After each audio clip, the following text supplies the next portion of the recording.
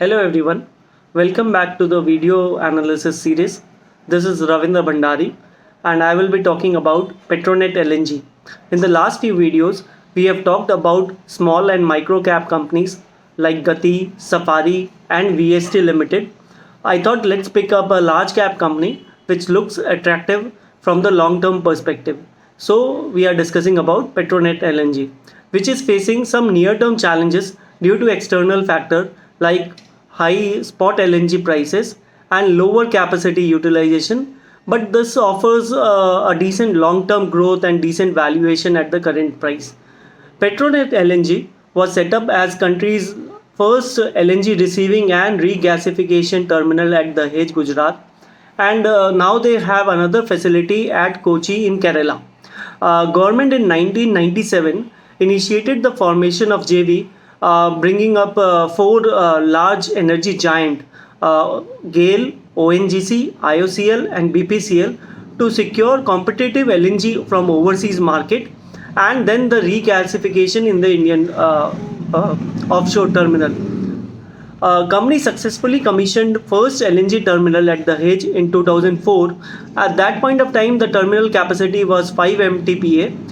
Now, Dahej terminal has been expanded to 17.5 MTPA capacity annually, and Kochi terminal has about 5 MTPA capacity.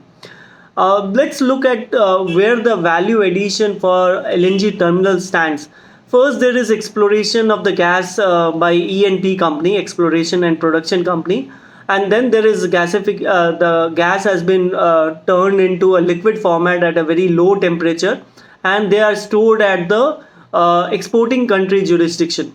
Then there is loading on the shipment and the tankers, and the cargoes are brought to the importing countries. There again they are stored in tankers, and then the regasification happen, and which later on get transported to the end user. So LNG offer their services in terms of storage and regasification. Let's look at a sector where natural gas is being used and see how these sectors are expected to perform in the near future, whether there is underlying growth emanating from these sectors which can help the consumption of natural gas in the country. First in line would be the fertilizer sector. Fertilizer sector use somewhere around 28 to 30% of the natural gas consumed in the country, and we believe that the fertilizer sector is expected to grow significantly from here. The use of fertilizer will India's fertilizer usage is very low compared to developed world and China. We consume 70-80% lower agrochemicals if we compare usage per hectare of arable land, and plus the mechanization and using of more agrochemicals will help India increase the agricultural output and agricultural yield, which will help the agricultural sector overall. So that's one reason we should be bullish about the agrochemical being used in India. The consumption, the usage, the consumption will grow significantly from here. The second large sector where the usage of natural gas is very high is the CGD sector. CGD sector again is a fast growing sector. The CGD is the gas used for automobile. So gas compared to petrol and diesel, they are very cost economical in terms of running the vehicle, and they are very less pollutant. So if you see in cities like Delhi, there are vehicles which are compulsorily being run on gas. Then there is the city in Maharashtra also, we have ample amount of availability of natural gas. Mahanagar Gas is the listed entity operating in Maharashtra. So we have few cities where the natural gas is one of the compulsory being used in auto vehicles, and we are very bullish about the growth in the natural gas sector usage for automobile. The reason is in the 9th and the 10th round of bidding, government has mostly covered 96-98% of the geographical area of India, and the similar amount of population has been covered. So gradually we'll see that people will move towards more cleaner economical fuel, which is natural gas compared to petrol and diesel. Other usage for natural gas is petchem industries and refinery, which is expected to grow along with the GDP and the personal disposable income. The few of these industries will continue to grow. Then there is power sector. Power sector is bit unique in terms of natural gas power plant can replace coal power plant in terms of there is fluctuation of voltage. Then gas power plant is better equipped to handle the volatility in the voltages. But on the same time, coal power plant is very economical. More than 50% of India's energy need we get from coal. And if we compare it to only the electricity portion of energy need, the coal would be even 75-80%. So coal, it's difficult to replace because it's a very cheap source of energy for us. If we replace coal with other sources of energy, the cost of electricity will go up, the cost of doing business, and even the inflation will go up. But on the same time, natural gas would be a far less pollutant in terms of generation of electricity. And if we combine natural gas power plant with renewables, other source of energy, it will be very easy for us for the grid to manage different voltages. So let's see if we can get a cheaper source of natural gas, which can come from domestically produced gas, which government sells at APM prices. So if we have ample production domestically produced natural gas, then we might be able to see a higher usage of gas in our power plant. But other thing to keep in mind is if we are using more of the domestically produced natural gas, that doesn't increase the demand for LNG terminal. LNG terminal usage will go up only when we are relying more on the imported natural gas. As we have covered different sectors which will going to contribute in the growth of natural gas consumption, let's see what the plan of government of India in terms of increasing natural gas consumption in terms of pie of the overall energy need.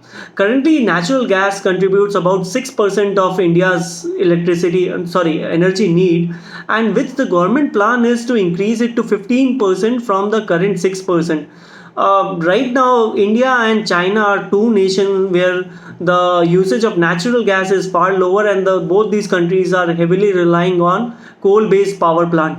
So coal-based power plant meets more than 50% of the energy need of both the countries. But if we compare other countries, they have moved out of coal because of its more pollutant and more pollutant nature. But India and China still are more relying on coal-based power plant. Slowly and progressively, we will see that the country will also move away from coal and towards a lesser pollutant, cleaner fuel, which is natural gas. Let's look at government initiative in terms of increasing the consumption of natural gas in the country. Government is working on all the sides. They are asking the natural gas higher usage as the auto fuel. Government has aggressively conducted the ninth and the 10th round of geographical area for the bidding of natural gas. CNG stations are increasingly getting deployed, and there will be more usage of the natural gas as a automotive fuel. Then there is increase of usage among the industrial complex and power plant towards the natural gas. Government is slowly banning pollutant fuel. Say a few years back, we heard that the Morbi region, which is known for ceramic and the tile production, government has asked the manufacturer to remove the usage of pet coke. Similarly, the government is trying to reduce the consumption of coal as a power plant in the country. In last few years, we haven't seen many new coal-based power project which has come up. So mostly the new power projects which has come up in the country is towards the renewables. One issue here in the natural gas power plant is the capacity utilization for gas power plant in India is very low. About two-thirds or even more than that of the power plant in India are sitting idle because of non-ample supply of gas. This power plant were installed with the hope that there would be ample supply from the domestically produced natural gas, which didn't come along. Production of domestic natural gas declined after 2012-13 very steeply. So, what LNG terminal or Petronet can help here is if they can tie up with a long term contract and bring a cheaper source of imported fuel. Then this power plant will have can be put for usage, and there would be capacity utilization which will go up. These plants are right now sitting idle because of lack of fuel in terms of natural gas. Let's look at the share of domestically produced gas and imported gas which has been used in the country. We can see that domestic produced gas peaked around 126 SCM per day, that is standard cubic meter per day, in 2011 at 126, while the imported natural gas at that point of time was only 35. Gradually, we have seen that the imported gas has supply and consumption has been improving in the country, and now imported gas we have about more than 55% market share, while domestic gas has reduced to 68 standard cubic meter per day.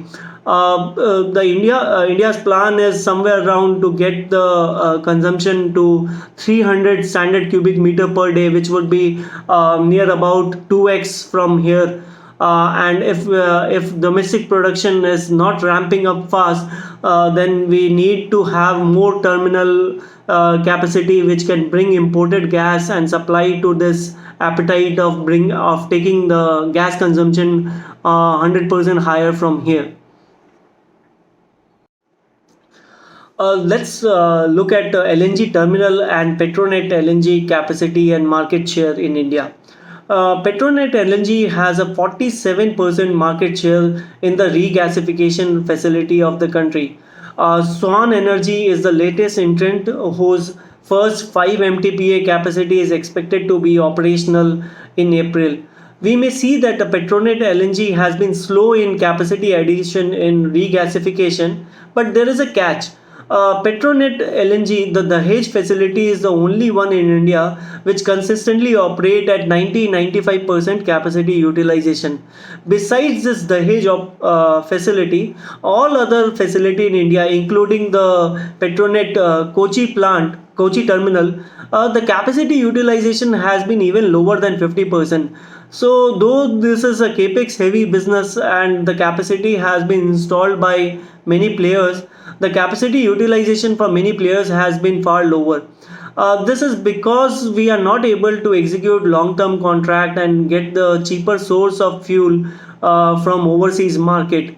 Swan Energy, which has just commissioned the 5 MTPA facility, they also have three contract with oil major PSUs, which is expected to have a offtake of 3 MTPA. Then again, the capacity will not be optimally utilized. Compared to this, Petronet LNG, despite having a 22.5 MTPA capacity, including the Kochi one, their utilization is more than 17 MTPA. And we believe Petronet is very much aware of this concern that the capacity is not adequately utilized. And that's the reason they have been slow in terms of putting the capex. Earlier, there were plan of putting a 5 MTPA capacity in Andhra Pradesh, which later on got shelved. And now they are progressively planning to increase the capacity at the H plant from 17 MTPA to 20 MTPA in next 2 years, and thereafter taking it to 22.5 MTPA. So company is very much cognizant of the fact that the capacity utilization of LNG terminal has been low in the country, and they are prudently putting capex in pipeline so that the capacity utilization doesn't deteriorate. Let's look at gas prices around the world. Most of the gas prices are indexed to crude oil. Most of the gas contracts in Asia are indexed to somewhere around 11 to 12% of the crude oil. So when the crude oil price is around $100 a barrel, the gas price would be around 11 to $12 per MMBTU. The Petronet LNG gas, the long-term contract was also priced near that level. They have contracted at 13.9% of the Brent crude price for gas from Qatar for about 7.5 metric ton, and they also have additional 1 metric ton which is at about 13.05 percent of the Brent crude. Apart from this slope on the crude, which is we call it as index on crude oil prices, they also have price which is based upon the Henry Hub gas prices. So this was about the long-term contract on LNG, but then there is a spot price for LNG as well. The capacity of Petronet, which has not been committed for the long-term contract, they try to buy it at the spot prices and then try to buy the users in the Indian market. Spot price for LNG last year in November went somewhere around 27-28 dollars per MMBTU, which was at that point of time 45% of the crude oil prices. And we were of the belief that this is highly unsustainable, because the previous peak in terms of percentage of crude which gas price has touched before this was 18% only. So compared to the previous high which was done at 18% last November, we were sitting at around 45%. And it was widely believed that as winter goes away, there would be cooling in terms of natural gas prices. But then, as everyone knows, there is a war going on between Russia and Ukraine, and there is further escalation of crude oil prices as well as gas spot prices. So right now we are not very sure when we can see the fuel price coming down. So we have covered what is the expected demand growth for LNG in India, and then we have seen how the sectors which we expect to contribute to the growth of LNG in India. We have also covered how the price, which has been fairly high, has been detrimental to LNG consumption right now. But as things normalizes and crude oil prices and LNG spot prices reduces, we will see Petronet LNG terminal capacity utilization will continue to grow up.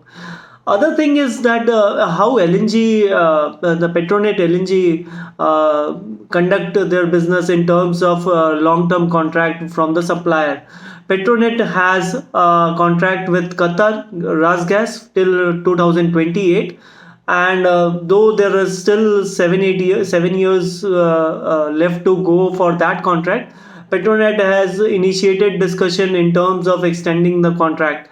And in the recently concluded few of the con calls, the company has mentioned that they expect to conclude the extension of this contract by the end of 2023 calendar year. So the company has very long term perspective, and in terms of they are contemplating of extending a contract which is due to expire in 2028, and they will extend this contract by the end of next year, which says that there is a long term visibility in terms of utilization, which has been impediment for other players in the sector. Let's look at other contractual detail for Petronet. Petronet has a storage and regasification facility, and they have this agreement of take or pay with their users. So, in case the users are not able to utilize the facility committed to them by Petronet, by the end of calendar year, they have to pay the penalty charges. So if we see calendar year 2021, by the end of 21, when the utilization has been low because of high spot LNG prices, Petronet LNG has levied some 350 crore, which was mentioned in their quarterly results as penalty charges for lower utilization from customer.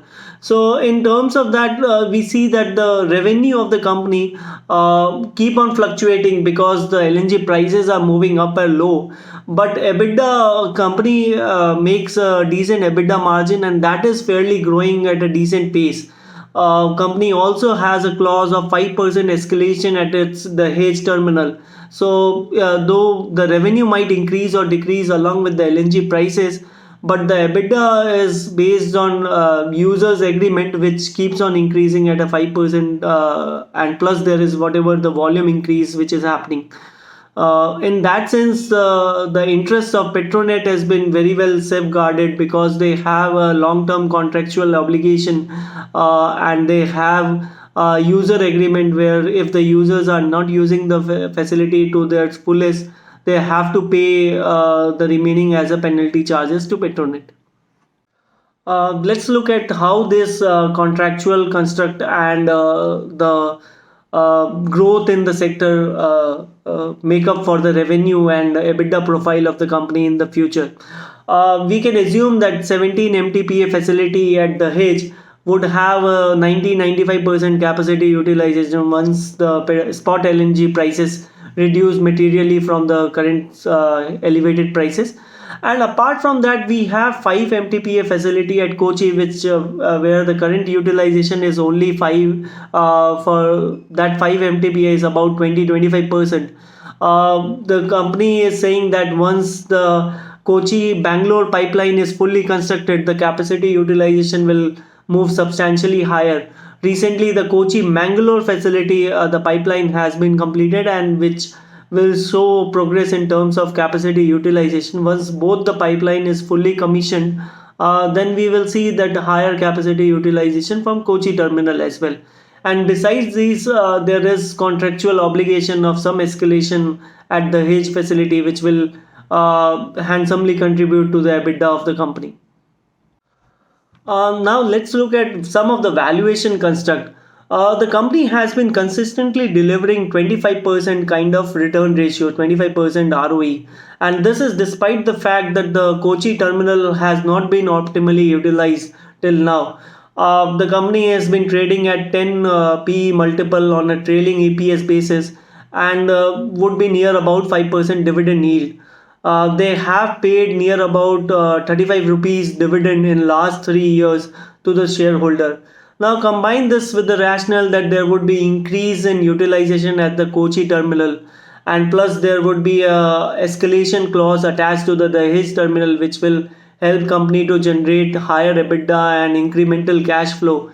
The company is also contemplating in terms of the capex plan to increase the capacity from the Hedge from 17.5 MTPA to 22.5 MTPA in next few years. So combine this and seeing that the valuation is also not very high. It's only 10 PE multiple and 5% dividend yield right now. With these embedded growth trigger which is attached to the company, we believe that the valuation is pretty cheap. Let's look at the risk side. Being a PSU, wrong capital allocation is one of the biggest risk for any company. One which can be illustrated from the Kochi terminal, which has been underutilized after so many years. Not only that, if the Kochi terminal was expected to service the demand from Bangalore and Mangalore, it would have been a prudent exercise to have a terminal instead of Kochi, to have a terminal at Mangalore itself.